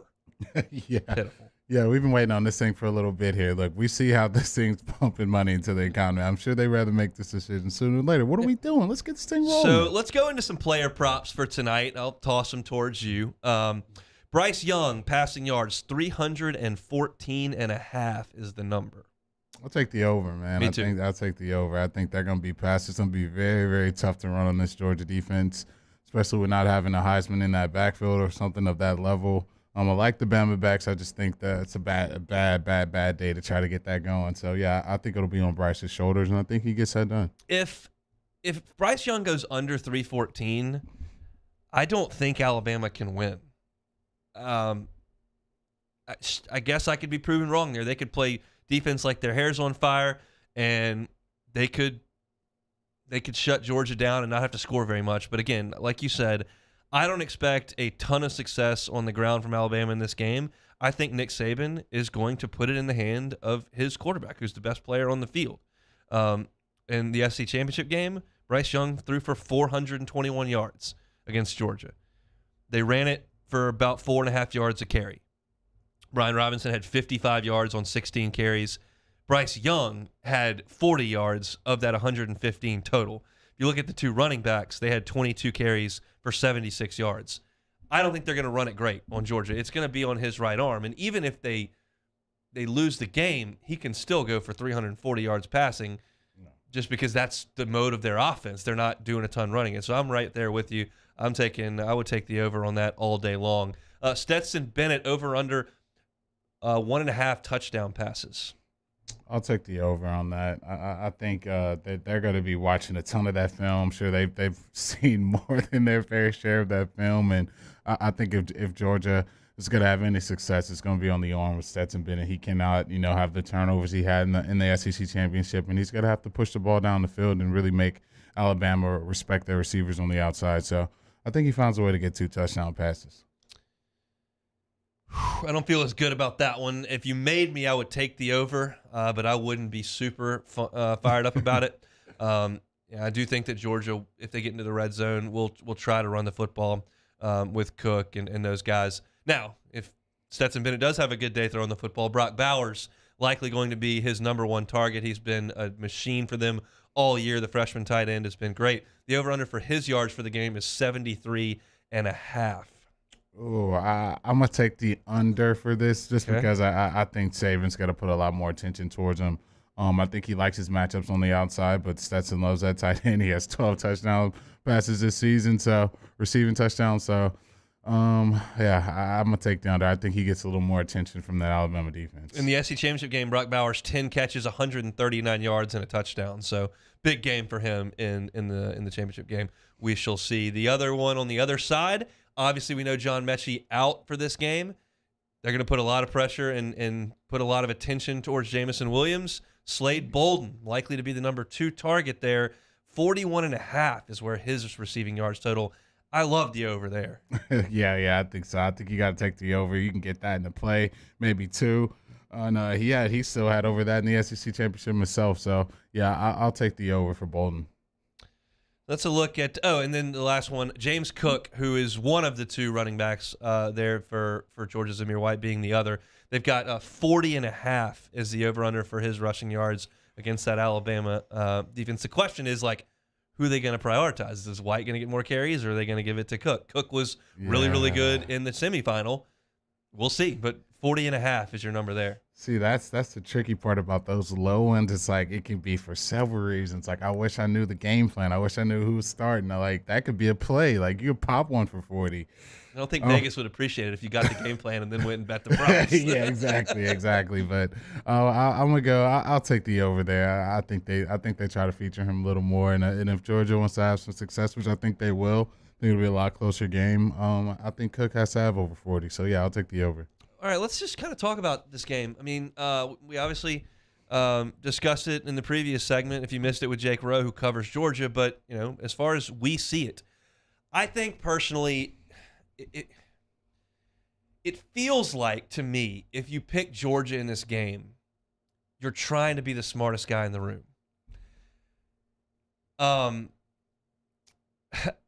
They looked all season long to be the best team, and we still watched Bama struggle mightily with LSU, lose a game where they were straight up beaten by Texas A&M, and then should have lost to Auburn if not for one more drive. Texas A&M, Auburn, LSU weren't any good. I know the people in College Station would probably argue with me and say that they were. They weren't. And LSU certainly wasn't, and Auburn certainly wasn't. That's not 1 week they did that. That's 3 times. So it tries to pull me back in. but I still take Alabama. I don't want them to win, and I think Georgia's really good. I got the Heisman Trophy winner on one side, and I got Stetson Bennett on the other, and he's been maligned, even though his stats have been exceptional this year. They played great. He was awesome in the semifinal, but he wasn't as good in the SEC championship game, and I think Alabama's going to win the game. Yeah, I think that's the same direction I was going into the SEC championship, but not so fast, my friend. I'm going to go with the Dogs here. I think the Dogs have, they've had their shares of roughs and ups with the Alabama Crimson Tide, some very gut-wrenching close losses. I think they get over the hump here. I think it's very tough to beat a team twice. I picked Alabama to win the SEC championship, but taking the Dogs here. I think it's too much to try to slay this dragon 2 more times. Is it like a 40-35, or is it like a 21-17? Yeah, I'm gonna go low scoring. I think it's more of like I think it's a low scoring game, defensive battle, and I think Georgia comes out on top. So how does Georgia slow Alabama down if it's? I mean, you got a quarterback who's just on fire. Yeah, no Mechie. That's going to help with that. I think for them, you can't let Jameson Williams have those explosive plays over the top of your defense. You saw kind of, Bryce have his way with that, dinking and dunking, using his legs and, going over the top of the defense with Williams. You got to slow Williams down. Use your defensive line the way you have all year in Dean and shut their run game down and double team Williams on the outside. And I think that's recipe enough for Georgia to win this game. Recipe sounds good. We'll just see if it all comes together. It gets pretty hot in the kitchen when you play against Alabama for sure. It's one of those deals. Georgia is, as we learned in the last segment, they're just so hungry. I put them right up there with Michigan, Georgia, Tennessee, A&M. These are fan bases that are absolutely starved for the next step. For Michigan, that was you got to beat Ohio State, you got to win the Big Ten, and then they got there, and then they kind of ran out of steam and they weren't good enough on the next level. For Georgia, it's national championship. That's it. For A&M, they gotta win the West and get to Atlanta and then try to get into the playoff. That's Tennessee. Get out of this mediocrity 6-6 rut where you're non-competitive with the best teams in the league. Like, they're proud fan bases that most of which understand that there is some greatness in there, but they're not where they want to be. And Alabama is, we know what they are, but Georgia has a chance tonight to make a lot of people cry tears of joy and that haven't done it in 40 years. 40 years. Yeah. That's a long time. It's a very long time, very, very long time. And I think for Georgia, it's you recruit year in and year out the way they have, just that dominating defense all year.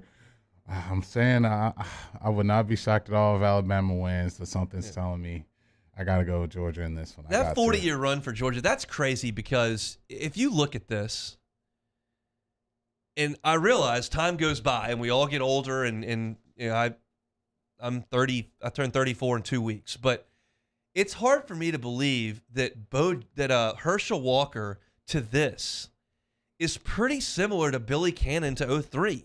You're talking about a handful of years difference. 58 to 03, 80 to 2021. Like, that's pretty close. And to equate Billy Cannon with Herschel Walker is tough. Like, Billy Cannon seems like just so further away, but it was pretty similar. That's how long Georgia's been starving for this thing. And LSU was obviously a hungry dog at that point in 03 that had never really reached this point, didn't have the taste of it like Georgia got a couple of years ago. But, man, when you put into that context how long Georgia's been waiting and you realize how much that fan base cares, how much talent's in there, how much money runs through it, it's amazing they haven't gotten it done in a sport where very few can, and they certainly can. You can make a lot of memories tonight if they can make it happen. Yeah, that's definitely. I think your Cubs may have it. No, that's a lot. That's longer. 108 years. That's a lot longer. But yeah, that's definitely tough. You see the way it is right now. How Kirby has that program, just one of the more dominant programs in college football. You look what they do in the regular season. They do in recruiting. It's time, man. It's time for Georgia to get over that hump. I think they get it done tonight. We shall see. Come back, take a little bit of look at SEC basketball from the weekend, as well as what's going on in the National Football League. A little bit of a combo segment before we come back and close things out. Half an hour left with us here, Hunt and Hill. Hunt Palmer, Jeremy Hill, Hunt and Hill.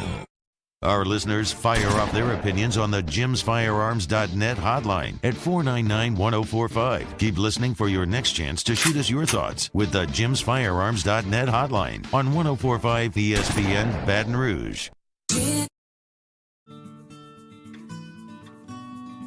This is a house call. This is a follow-up appointment. This is a diabetes checkup. This isn't just more convenient care, it's more advanced care. This is innovating healthcare at Louisiana's #1 hospital, Ochsner. Gulf Coast Office Products is a nationally recognized Savin office equipment dealer based right here in Louisiana. Over 100 employees strong, Gulf Coast has the boots on the ground to support all vertical markets from education, engineering, legal, and finance. With the latest in office technology from desktop to production segment units, Gulf Coast and Savin have the perfect fit for you. Call 225-756-2644. That's 756-2644 for Gulf Coast Office Products. Eli's always been into grilling. It took us a while to see it, but the signs were there. What are you doing, Eli? I knew grilling was my thing.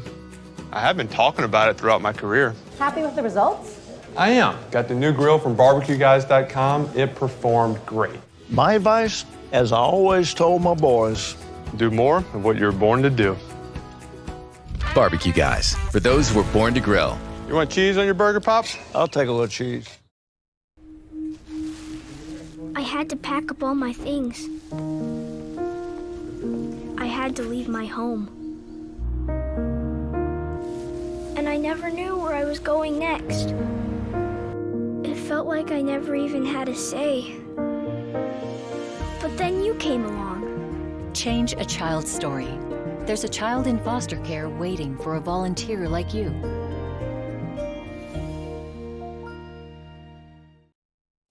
At All-Star Toyota, you get it all. If you're in the market for an all-new Toyota vehicle, come see our friendly and knowledgeable sales team at All-Star Toyota. Located in Baton Rouge at the corner of Airline and Goodwood, we've been serving our community since 2005 by offering a large selection of new Toyota cars, trucks, and SUVs. Get behind the wheel of your dream car and take a test drive at All-Star Toyota today.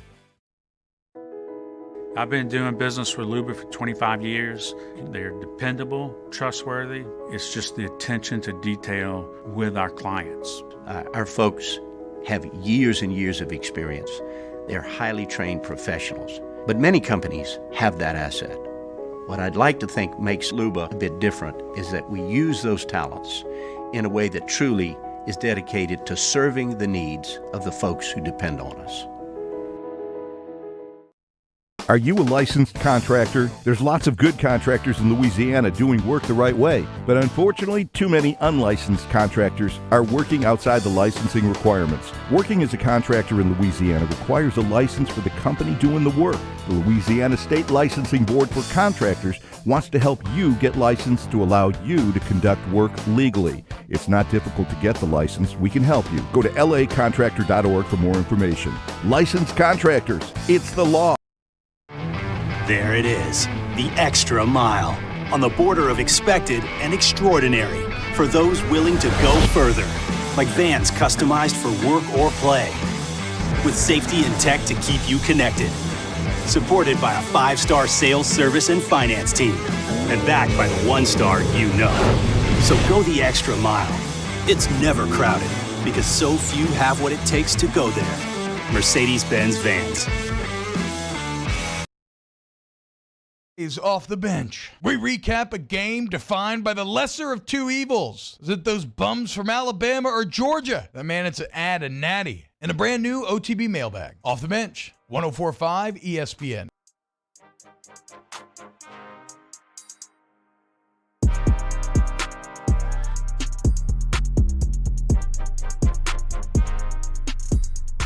Hunt and Hill, 104.5 ESPN Baton Rouge. Quick spin around the Southeastern Conference basketball results from Saturday before we get into the NFL happenings from yesterday. Auburn thumped Florida at Auburn Arena 85-73. Any reason to believe that's not the best team in the SEC? No, not at all. They're buzzing, man. And those two bigs, I think they're the most deadliest combination of bigs in the SEC. And when you put Kessler's size and just Jabari Smith's versatility on top of it, and him able to be able to shoot pull-up middies and pull-up threes. It's too much to deal with. So, yeah, I got to roll with Auburn there. Katie Johnson went for 23 as well. He's not too shabby. The shocker of the day in the SEC, Alabama went up to Columbia, Missouri, and just got smoked. Missouri wins 92-86. Missouri was in control of that game start to finish. Kobe Brown had 30 points in that game. That was a 6-7 Missouri team that took it to Alabama, who now falls to 11-4, 2-1 in league play. I did not see that one coming. Yeah, I did not either. I thought that was definitely a streamline for Alabama to take off and really have their way. And they've had some really just disappointing losses, this season. And I think this is another one of those. So maybe we shouldn't have had this Alabama team as high as regard as we thought that, but maybe we just have to see how this thing plays out. But that's definitely a loss that I was not expecting from the Crimson Tide. No Xavier Wheeler for Kentucky. Obviously was hurt in the game against LSU, but that was no problem against his former team in Georgia. Kentucky wins 92-77. Oscar Tshiebwe, 29 points and 17 rebounds for the Cats. Georgia falls to 5-10 on the season. Yeah, that's a grown man. That's a big boy. I saw Afton Reed trying to back him down, and he wasn't having much success trying to move that dude around. So he's a dominant force in the SEC, just be able to get rebounds and really, be that dominant post presence. And you saw that on full display against Georgia. South Carolina goes to Nashville, beats Vanderbilt 72-70. Vanderbilt falls to 9-5. South Carolina 10-4. Both teams 1-1 in the SEC. Did you see the last possession of that game? No, I did not see the last possession. Vanderbilt had the ball down 2. They drive it towards the rim with like 3 seconds left and go to kick it out across the court, and there's literally no one there. The ball just rolled out of bounds. Like there was just the pass was literally thrown to no one in particular, and they don't get a shot off, obviously. Frank Martin, South Carolina team wins. Arkansas, the must bus. Said this on the podcast earlier today. It has broken down. It has 2 flat tires, no engine. It is in big trouble. 0-3. The Hogs in Southeastern Conference play. They lose to A&M in College Station, 86-81. JD Notte goes for 31 for the Hogs, but 0-3 start for a team that was one of the last unbeatens left in the league is a tough look. Yeah, that's no way you want to start conference play, especially when you're a team that had an opportunity to do something special and really probably become a ranked team if you could have had some more success in your SEC slate. And that's just exactly what Arkansas has not done. Now they got a Texas A&M program who's starting to feel good about themselves, who really didn't have that high of a regard going into SEC play. And their losses are to Mississippi State, Vanderbilt, and A&M. Now 2 are on the road, but those are not near the top of the league. I mean, you still got games with LSU. You got game with Auburn, Alabama, Tennessee, Florida, Kentucky, another Tennessee. Like they still got a ton of work left on that schedule, and they are 0-3, which is not a good look. In the Egg Bowl, on the hardwood goes to Ole Miss 82-72. Kermit's team moves to 1-1 in SEC play. Ben Hallen's team drops to 1-1.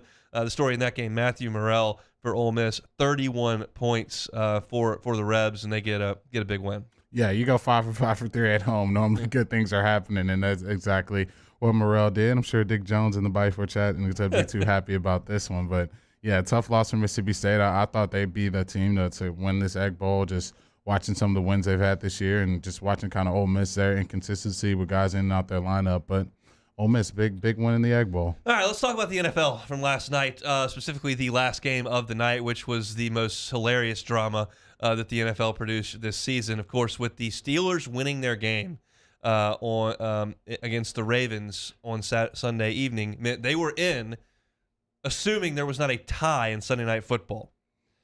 A game, of course, with the Raiders and the Chargers. The winner gets in, the loser's out. If there's a tie, they both get in. Well, it was wild if you didn't stay up or didn't watch it. The Chargers had the ball down 7 on the drive late. They have 1 play left from outside the 10-yard line. Herbert scrambles around, zips into the end zone, touchdown. They kick the extra point rightly to tie the game and send it to overtime. The only thing the Steelers couldn't have is a tie. And you go down, the Chargers get the ball, they punt, Raiders punt. All of a sudden, the Raiders get the ball back, and it's a tie game. And you start to look at the clock. There's like 3 minutes left. We can look at this and just call it. Like, we can bag this and just both get into the playoffs. And that's the only goal once you start the season, make the playoffs. And inside a minute, they're on the precipice of field goal range. 3rd and 4. San Diego calls a timeout. Now, I don't know what the intention was of the Raider offense, but it looked like they might have been content to call it a day. Then they called timeout with 40 seconds left, and the Chargers did, and the Raiders don't have a choice. So they go run a 3rd and 4 play. They run the football and get the first down just inside the 30-yard line. Then the clock runs down. They call timeout with 3 seconds left. Now, you can take a knee, and we tie, and everybody makes the playoffs. Or you can kick the field goal if you're the Raiders. If you make it, you get the Bengals. If you miss it, you get the Chiefs. If they block it and run it back for a touchdown, you're out. My contention is it's stupid to kick it. That's my contention. They kicked it and made it. What are your thoughts on that entirety, the timeout by San Diego, the decision to kick it by the Raiders, the whole scenario? Maybe I'm old school in this regard, but I just go to play to win the game, man. In any circumstance you're out there, you're playing, you're putting your body on the line, you got your guys out there fighting. You got to go play to win. There's no point in doing it. I know you can do it for matchup sakes and matchup purposes. We've seen teams do that, especially teams who already have a playoff spot clinched. They'll sit their starters in the last week of the season. We've seen that. That's a totally different circumstance. I think when you're playing for a game, if you lose, you're out of it. Got to play to win. So I think. Yeah, but at that point, with 2 seconds left, you've taken the risk out. You take the snap, back up 2 steps, take a knee, game's over, tie. There is no risk. I mean, you had risk in the first quarter, second quarter, third quarter. Yeah, but we got past it. Now we're done. We're in overtime. You got to play to win, man. You got to play to win. You got to kick the field goal. If you can't run get a less than 30-yard field goal kick blocked, and you think that's the issue, then you got bigger problems at hand. So I think you got to go out there and play to win. No, we've already solved all the problems. Like, we don't have to create problems. We set out when the season started to make the playoffs. We've now done it. All we got to do is take a knee. What about knocking the Chargers out? You get to knock them out the playoffs. Give a damn about the Chargers? I care about the Raiders. Okay. I mean, hey, that's your prerogative. I'm playing to win. I want to see my division fellows at home and watching us in the playoffs. I think I'll get a little more joy out of that. That's what they got. Now, the issue at hand here, and they'll never do this because last night would have been a ratings bonanza, and it's a content bonanza, and it was interesting and fascinating, and that's important. However, the competitive integrity of the league took a hit because they could have gone to overtime and just taken knees. I mean, that was on the table. Now, Major League Baseball has done its best to take this risk out. They start every game 162, which they're all on Sundays. Everyone from the East Coast all the way to the West Coast starts at the same time. And that takes it out. Now, you can scoreboard watch, and you can figure things out, and that's fine, and it's doable. But these two teams took the field, and everyone involved knew, tie, and we're in. Mm-hmm. And that's, in my opinion, not good.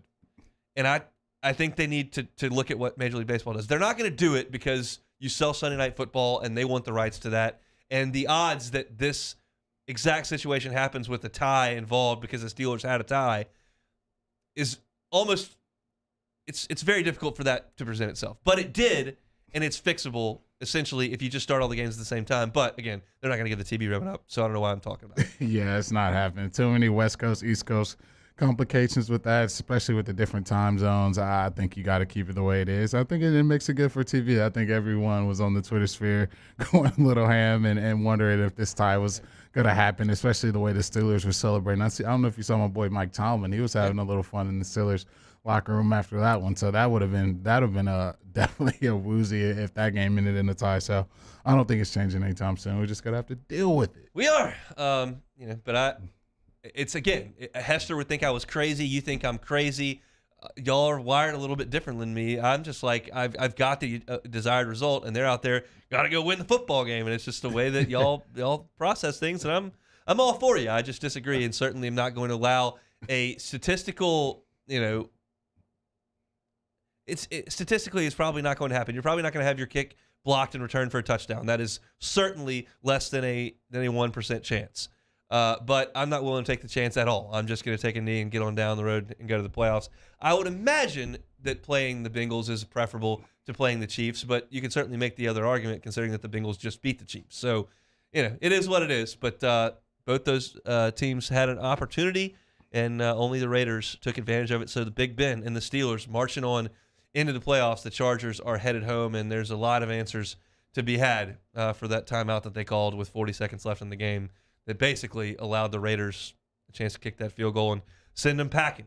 So a lot going on in the NFL today in terms of hirings and not hirings, in terms of firings. That's where everything's going on. It's Black Monday in the league. We'll talk about a couple of those and do some take it or leave it to finish things up. It's Hunt and Hill. This is Hunt and Hill on 104.5 ESPN Baton Rouge. Always love telling you about Brake Medics. They're over at brakemedics.com. Go to the website. Get those brakes serviced. Your car needs care, and Brake Medics will come to you to do it. They've got most vehicles, they can change the signal axle for $229. The entire lot for $449 front and rear. Not just pads. You're talking about pads, rotors, all the way around with a 24-month, 24,000-mile nationwide warranty. Just got to go to the site. Yeah, all you got to do is go to brakemedics.com for your free quote today. You log into their website, you put your make, year, and model of your vehicle, and whatever brake symptoms your vehicle may be dealing with at the time, they'll have all the options right there on the website for you. You punch that in, you put your name, email, and phone number, and brakemedics.com will get back to you today with a free quote. A lot of us are at home because kids are not in school because of COVID, or you're just working from home.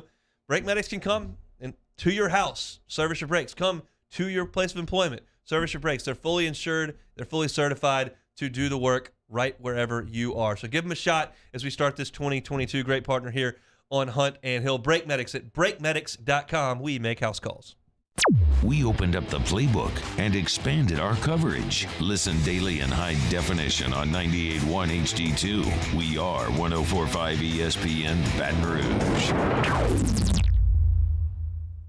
Yo, you can listen to 104.5 ESPN on the airwaves. We thank you. We will never forget the countless hours you dedicated on the front lines, choosing to risk your own health to fight for our friends, neighbors, and family members. I mean, you guys are out on the front lines fighting it. We are grateful for your heroic acts and unwavering spirit. Together, we are overcoming this adversity and make our state healthier and more vibrant again. Ochsner Health.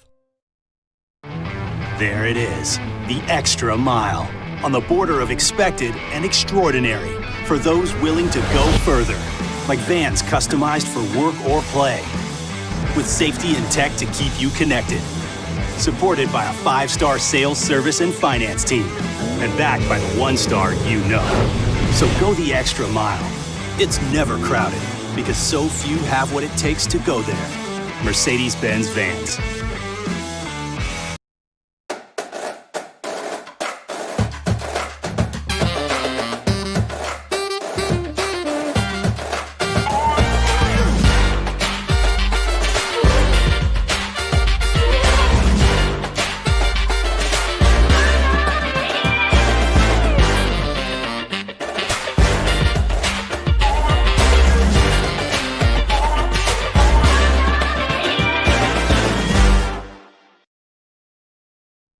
ServiceMaster Elite create clean, disinfected work environments.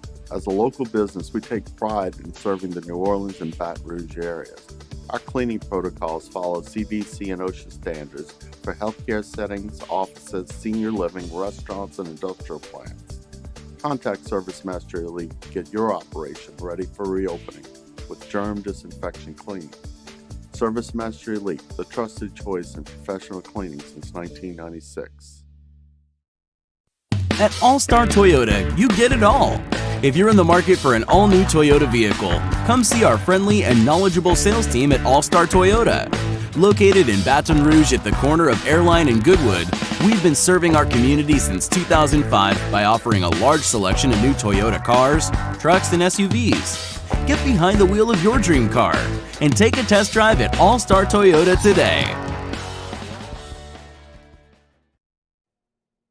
Yo, Jake here from Patient Plus Urgent Care Clinic, reminding you they now have 8 convenient locations across the Baton Rouge area, open from 9 a.m. until 9 p.m. And if you're looking for that COVID test for holiday travel, or you have a holiday event coming up, they're the place for you, as well as a flu shot. It's starting to creep up here during flu season, so if you need that shot, make sure you get that. They now have some available through December. You can to a Monday edition of Early Line as we recap the sports weekend, including Saints versus Falcons and LSU basketball versus Tennessee, and we recap the rest of Week 18 in the NFL and look at some playoff opening lines. Join us 2 p.m. 104.5 ESPN Baton Rouge.